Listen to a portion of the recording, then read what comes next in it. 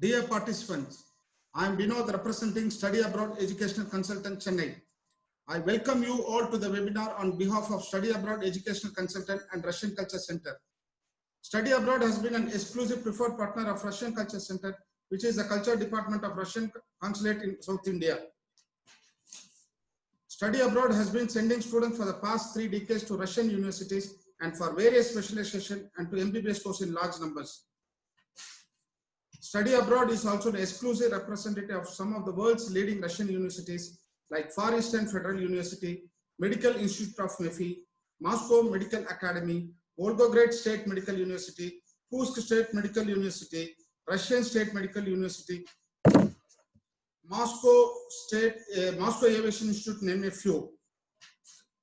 So far, Study Abroad has successfully helped about 6,000 Indian students to complete their academic pursuits in their chosen profession in Russian Federation.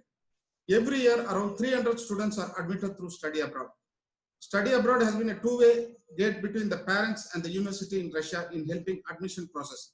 In the process of bringing parents, students, and the university closer, Study Abroad Educational Consultants in association with Russian Center of Science and Culture has been organizing various exhibitions for the past 20 years, where the university exhibits the institution to the parents. Due to this epidemic, this year, Study Abroad Educational Consultant has been planning and organizing series of webinars where they make gateway for the children and parents to freely interact with the university representatives, to know about the universities and other facilities available to them directly from the representatives. And we are making all the universities available to the children on various dates. Today, we have with us Mr. Sergey Titov, who will be talking about MBBS in Russia and in particular Far Eastern Federal University. Now, I'll share the screen to Mr. Sergey. He'll be giving the details about Far Eastern Federal University. Mr. Sergey, you can address the parents as well as the students. Hello, glad to see you all. Thank you for joining in. My name is Sergey Titov. I represent Far Eastern Federal University. Our university is situated in the city of Vladivostok.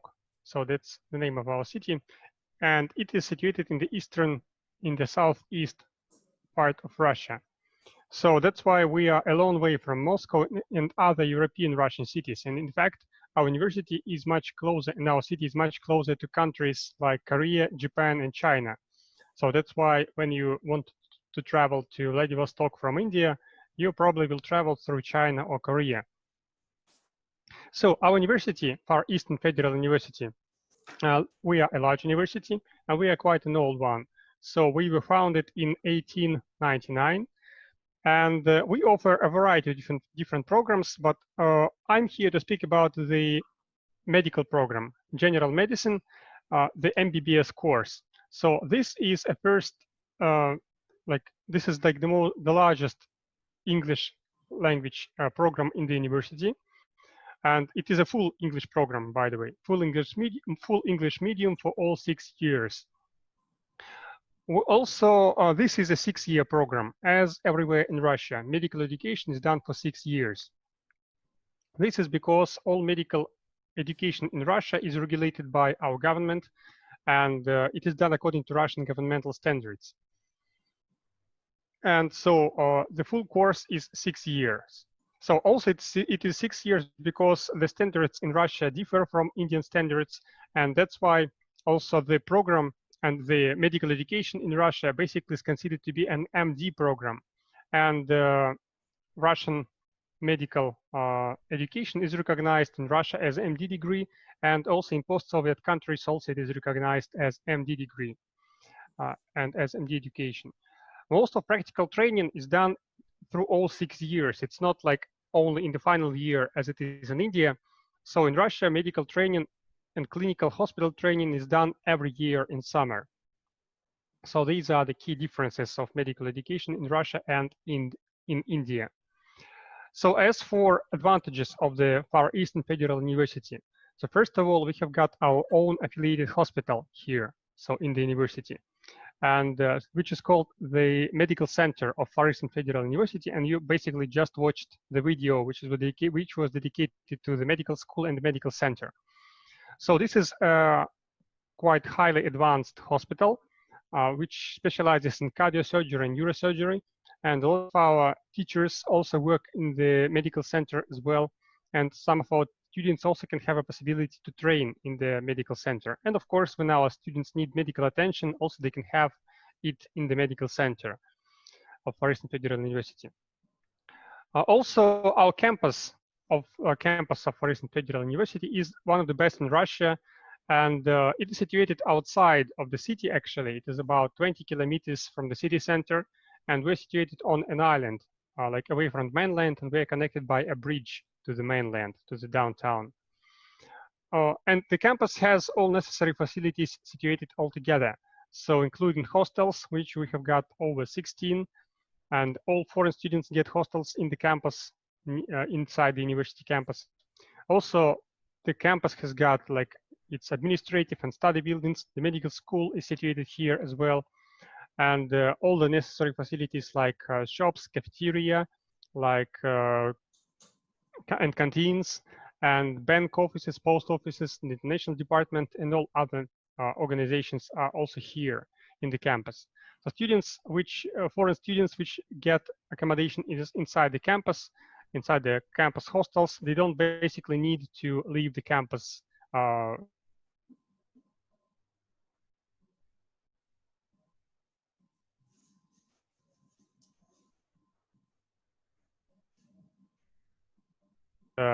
highly developed and well maintained here. And also our university and our medical school is not only an educational organization or medical organization, we also are a research facility as well. So we have got several high-tech laboratories, and which perform scientific research. And we also encourage students to join some of our laboratories which will help in their studying, in their practical training, and also potentially can help them to develop scientific career. Well, as for the other details of our program, so the studying will start in the 14th of September, although for first year students, for freshers, usually the start of the year, the start of the studying is slightly delayed because they will need to finish all formalities, usually. So the tuition fee for our program is equivalent of $5,000. This is pure tuition fee, and accommodation fee is around $550 or equivalent of that, above that. So the tuition fee is approximately equal to 3.7 lakhs per year. Also, the price stays the same for all 6 years and does not increase in the following years. So the hostel fees are like equivalent of 4,400 rupees for 2-share room, or it also can be as 3,800 rupees for a 4-share room. So students usually cannot change what rooms they have. They get, it can be 2-share, 3-share, or 4-share rooms. Although like 4-share rooms usually consist of 2 rooms. So basically it's like a suite consisting of 2 rooms, and there is and there are 2 people per room. Every hostel room has got its own bathroom. So rooms are quite convenient and well maintained. So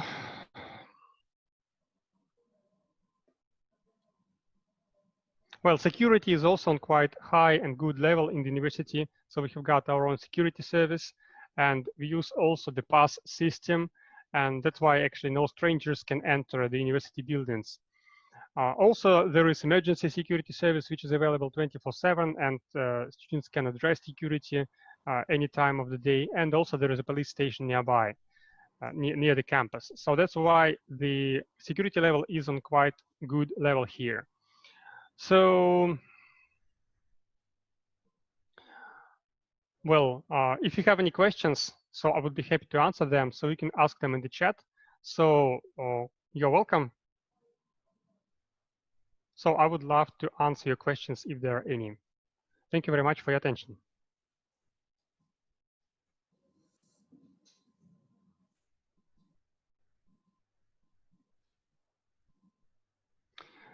So I see a question in the chat. So the first year, the study year will start on the 14th of September, although as I have told you, usually the start of the year can be slightly delayed for the first year, about 1 week, probably 2 weeks, because usually first year students coming here usually need to finish like formalities of the, like they need to get accommodation, they need to finish admission formalities, pay tuition fee and all that. So yeah. Also, NEET is necessary as any kind of university. So we also require NEET exam, NEET results.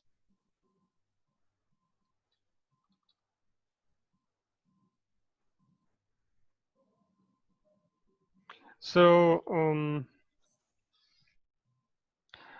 we don't have any kind of NEET threshold. We don't need any specific NEET mark. So we just need the NEET pass certificate. So that's why we understand and we realize that the NEET exam is heavily delayed in India this year. So that's why you can start the admission procedure before you get your NEET results.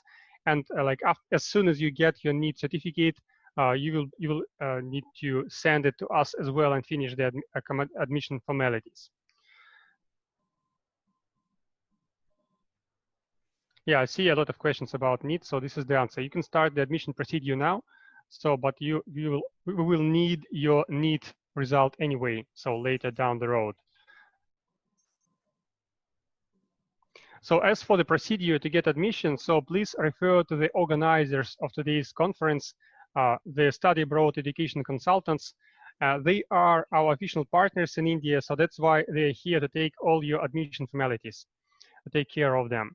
So yeah, please refer to the organizers about the formalities and about the exact admission procedure.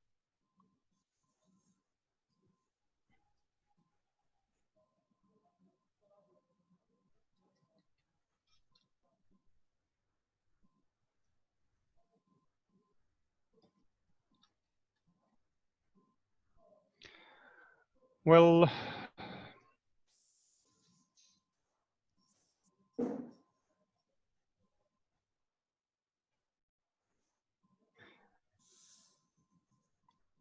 as for the entrance exams, we do have entrance exams. They are chemistry and biology. So mostly the tasks are quite similar to PCB exams you actually had at school. So like the chemistry part and biology part. So these are our requirements. Exams most likely will be held online, but of course, if you are able to travel to Vladivostok like in September, for example, so also you can have the regular offline exams as well. So the necessary pass mark is 40%. So these exams will be in English, of course. So the tasks are in English.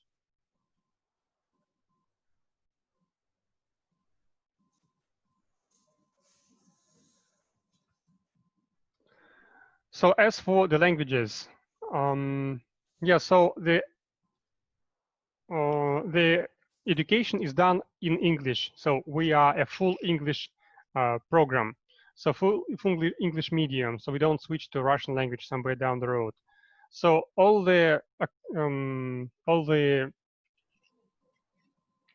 communication between teachers and students is done in English language. We also have got administrators of the program. We have got the international department to help students to solve all other questions and questions related to education and all other questions as well, like accommodations questions and such.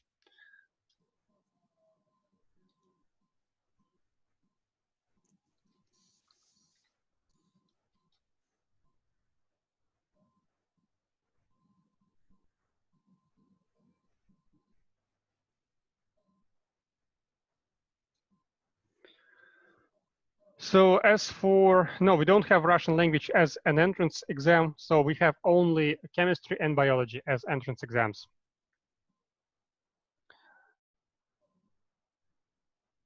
Russian language is actually part of our curriculum. So that's why it is compulsory to study Russian language here. But I can tell you that it is highly recommended to study Russian because you're going to live in Russian country for 6 years. And like, of course, like interrupted by holidays and such, but still Russian language is highly recommended. But you don't have to be too worried about Russian language, because the teaching of Russian language also is done in English language. So in fact, our Russian language teachers are some of our best teachers. So that's why we're quite confident in our Russian language education. And actually, if you learn Russian well enough, so you have much wider possibilities for your future development of your education and career, because potentially also you would be like, upon graduation, you will have a chance to stay in Russia to work, and this can be an option. And even during your student years, so Russian language also opens wider possibilities. For example, you can do practical clinical training in Russia, and this will be free of charge, and there are no kind of limits in number of students we can like send for clinical training in Russia. Actually, clinical training, like if you would like to do clinical training in Russia, so this requires Russian language because most of Russian patients don't speak English language, they speak only Russian. So that's why actually you don't have to be too worried about Russian language here, so you'll be taught English language. So as about the amount of Indian students, we have got more than 400 international students, foreign students right now, and most of them are actually from India, and most of them are from south parts of India. So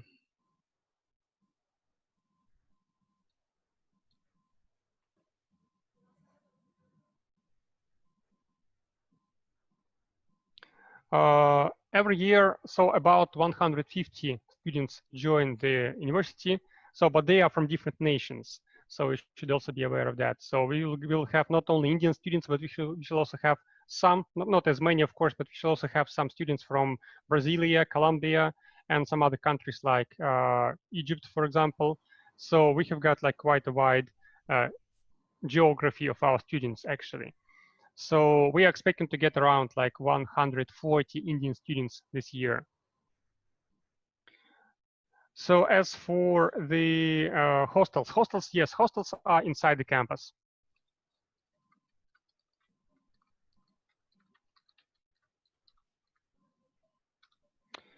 So as for the semester system, sure, like I can give you the breakdown of the semester. So we have got 2 semesters per year. So the autumn semester starts, like these dates are approximate, like I give the answers in the chat. These dates are approximate. The autumn semester starts on the 14th of September and lasts till the 31st of December. So then we have got short New Year holidays. So this is just like to celebrate New Year. And then the autumn semester continues for 2 more weeks in January. So since starting from January 11th till January 23rd. Then we have 3 weeks of winter exams. This is called winter exam session. They usually are done in the end of January and the beginning of February. Then we have got winter holidays, which are 2 weeks from approximately from February 10th till February 24th, 2 weeks of winter holidays. Spring semester starts around February 24th and lasts till June 20th. And then we have got also 3 weeks of summer exams, usually from June 20th to July 15th. And we also have got summer practical training, so which is about 2 weeks in summer as well. And summer holidays are usually done in August and in the first half of September. Also, like the common system is if you finish exams slightly earlier, and usually there are possibilities for that, you also sometimes can start your holidays a little earlier than in this approximate schedule. As for the tuition fees, yes, indeed, you can pay tuition fee in 2 installments. So the first installment usually is paid like the very first installment is paid upon arrival. And the second semester should be paid before 25th of December. And like the next autumn semester, the autumn semester of the second year should be paid before the 1st of July. So these are 2 installments when you can pay the tuition fee. As for the hostel facilities, so the campus has got all necessary hostel facilities, like hostels, like for example canteens, cafeteria, and some shops, stores for food and like everyday necessities. Also post office, a couple of bank offices, the different like student offices, and so on and so on, like the library and the medical center. This all is inside the campus. So basically, of course, you can leave campus if you wish so and travel to the city for any like for recreation, to buy supplies, but it is not necessary actually if you don't want to. So as for the Indian food, so unfortunately, most of the canteens and cafeteria inside the campus provide European food. But also, like there are a couple of Indian cafeteria in the downtown, so that's why Indian food is available by delivery. And of course, you can cook yourself because most of the basic food components, like raw products in Russia, are same or similar as in India. Like that's why you can buy components and cook yourselves. And every hostel has got common kitchens. So we do not allow students to cook inside hostel rooms, but we do allow them to cook inside common kitchens in the hostels. So there are about like 1 or 2 common kitchens per floor inside every campus. So this is where students cook. They have got ovens and cookers and microwave ovens, tables, sinks, and all this necessary stuff.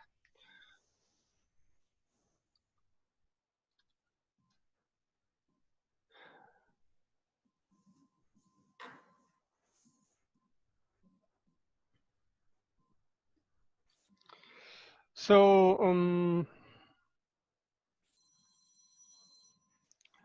as for the clinical training, yes, the clinical training starts on the first, like in the end of the first year. So most of the practical training is done during summer clinical training. On the first year, we do this in Russia, like in Russian hospitals. This is like a kind of introductory initial minor clinical training. Starting from the second year, summer clinical training is offered to be done in India, in Indian hospitals. The main reason for that is that Russian patients don't speak English, as I have told you previously. So that's why if you don't know Russian on a good enough level, so like the best option for you is to do clinical training in India. So, but of course, if you know Russian good enough, so you can do this in Russia as well. So there are kind of wider possibilities, and this is free of charge. And you even can earn money, earn a little money by working in Russian hospitals in summer. As for the and also some of a little part of the clinical training is done during semesters. So clinical training is distributed through all 6 years. So that's the main idea. And that's like common for all medical universities in Russia.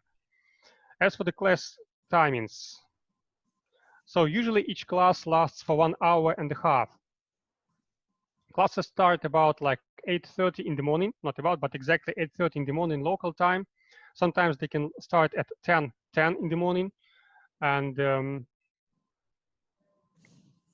usually there are about like 4 to 5 classes per day. So, and sometimes can be fewer, sometimes can be more. So yeah, university studying days or working days are Monday through Saturday. So 6 working days per week.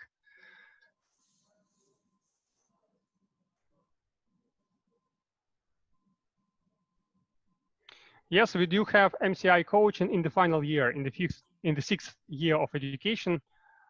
So yes, it is provided.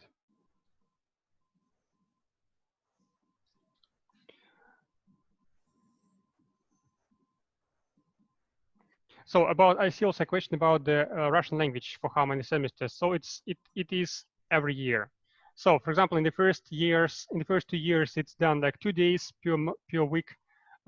In subsequent years, it's done at like 1 class per week. So like the intensity becomes slightly lower in the final years. So as for the dress code, we don't have any specific dress code in the university. So the only requirement is to wear a white lab coat or doctor's coat. So there are also some minor restrictions. For example, like we don't allow open shoes and hats or any other kind of head garments inside the buildings. Phones are allowed to be carried inside rooms, but teachers may ask you to put them away during important activities or tests. So like you can carry them inside the class, but usually you cannot use them unless it is allowed specifically during the classes.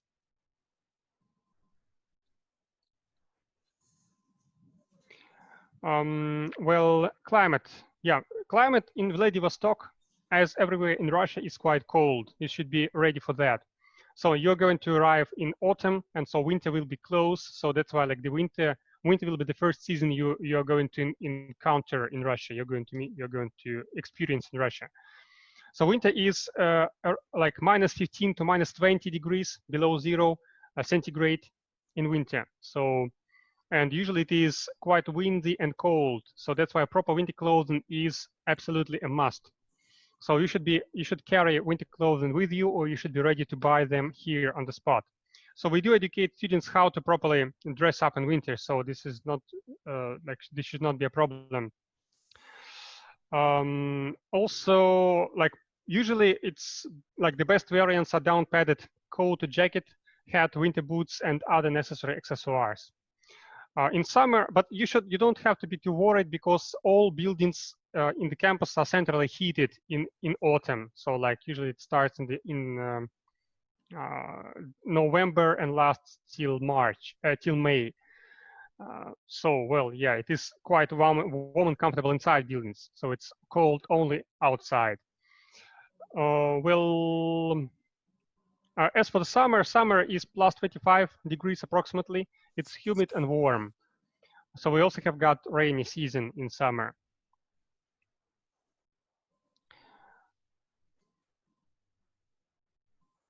As for insurance, we do provide students with medical insurance. It costs around like 5,000 approximately 5,000 rupees per year, and it covers most of issues which students can encounter. So yeah, about vacations, we have got 2 vacations per year. I have given a message just like several minutes ago in the chat. So there are 2 vacations per year in our university. It's summer vacations, it's in August, and winter vacations, it's 2 weeks in February.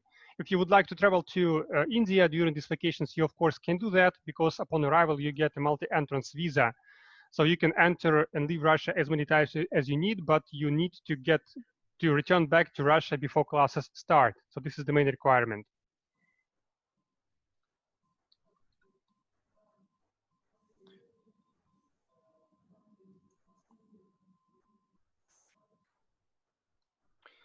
So that's why, of course, can travel to India.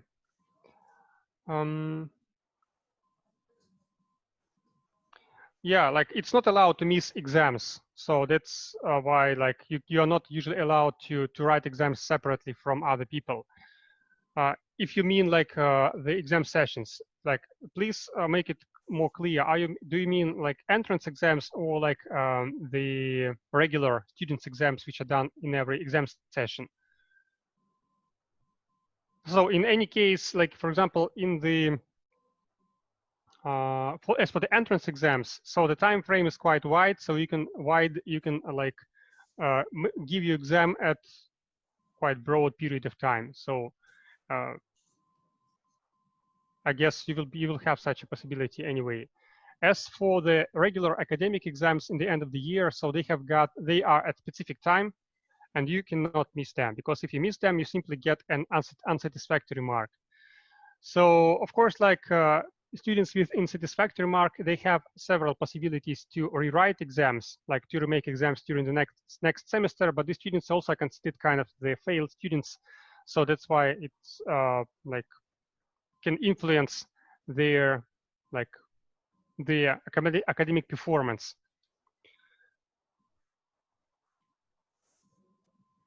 So as about the degree, so upon graduation, you will be able to come back to India, and you will need to give the MCI screening test. So which is made by Medical Council of India, and this is necessary to get accredited as MBBS. So that's why in India our education is recognized as MBBS degree. As about in Russia, so we've got our own Russian special degree, which is called specialist degree. It's a 6-year course.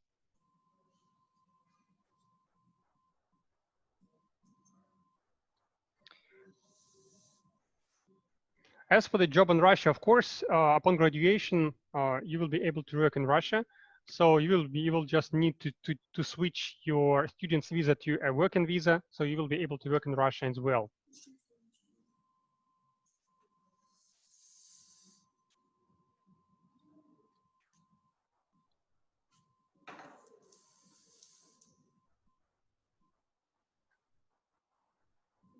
Or, for example, if you are asking about working in Russia during your student years, so this is also possible.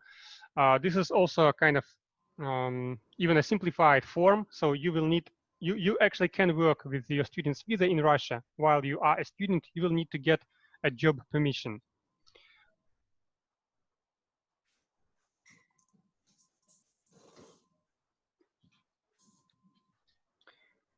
As for how to apply for admission, so once again, please refer to Study Abroad in the Education Consultants, the organizers of today's meeting, today's Zoom conference. So they will answer all your questions regarding the admission procedure.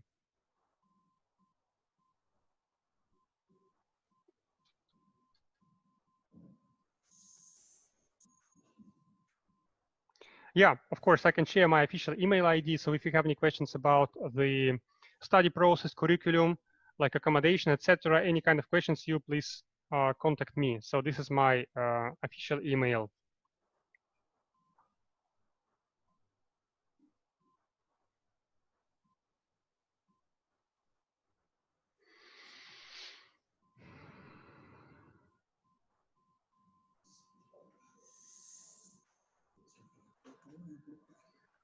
Thank you for your attention. So if you have any questions, any more questions, I'm still here. So I'm waiting for your more questions. Yeah, if you have no questions, so thank you very much for your attention. Thank you very much. I think so. There is no questions from anybody. Monica, Karthik and Asha has given Saro. Okay, sir. There is no questions. We can close this section, sir. We'll make next week, sir. Thank you very much. Thank you very much. Thank you very much. Goodbye. Bye. Thank you, sir.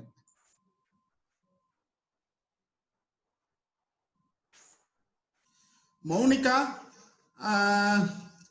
இந்த Sunday ஒரு நாளைக்கு கசான் இருக்கு.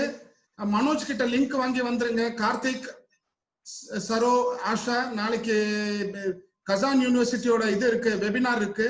Sunday வந்து உங்களுக்கு Tamil counselling இருக்கு. அவர் senior councillor mister Syed வந்து Tamil counselling கொடுப்பாரு. அது கம்ப்ளீட் உங்களுக்கு ஒரு விழிப்புணர்ச்சி கவுன்சிலிங்கா இருக்கும். உங்களுக்கு லிங்க் வேணும்னா மனோஜை கான்டாக்ட் பண்ணி அந்த லிங்க் வாங்கிக்கோங்க. மனோஜ்,